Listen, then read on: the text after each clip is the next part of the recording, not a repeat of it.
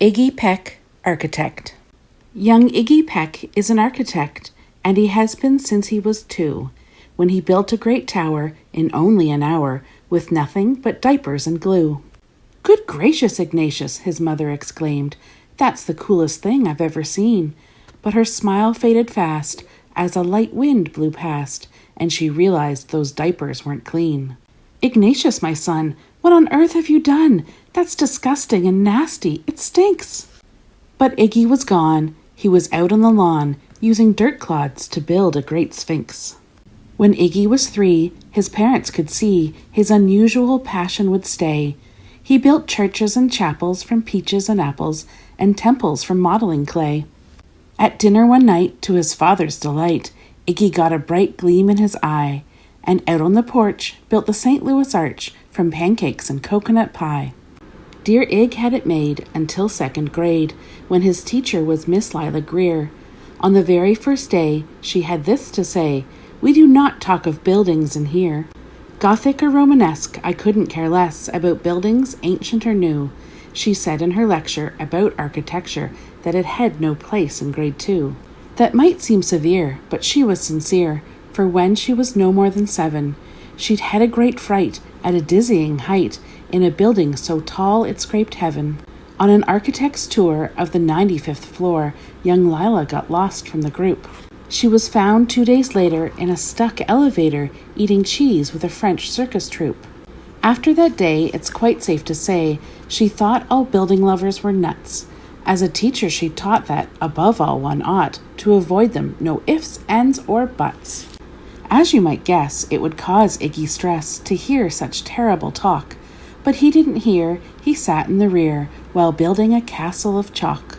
"You, Iggy Peck, your desk is a wreck. Tear down that castle right now. You will not build in here. Is that perfectly clear? Do you need to see Principal Howe?" "No, ma'am," Iggy said. He lowered his head, and his heart sank down to the floor. With no chance to build, his interest was killed. Now 2nd grade was a bore. After 12 long days that passed in a haze of reading, writing, and arithmetic, Miss Greer took the class to Blue River Pass for a hike and an old-fashioned picnic.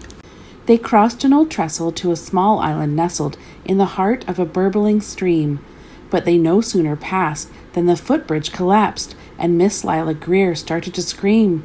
"We're trapped here, oh my! Alas, kids, goodbye!" Her eyeballs rolled back in her head.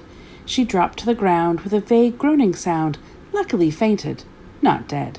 The class was amazed. They stood there quite dazed, uncertain of what they should do.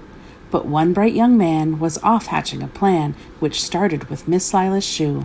Soon each lad and lass there at Blue River Pass was working together as one. And when she came to, Miss Lila Greer knew that something quite brave had been done. She looked in the air and saw hanging there a structure with cables and braces, and on the far side, beaming with pride, were 17 smiling young faces. Boots, tree roots and strings, fruit roll-ups and things, some of which one should not mention, were stretched ridge to ridge in a glorious bridge dangling from shoestring suspension. It all became clear to Miss Lila Greer as she crossed that bridge over the stream. There are worse things to do when you're in grade 2 than to spend your time building a dream.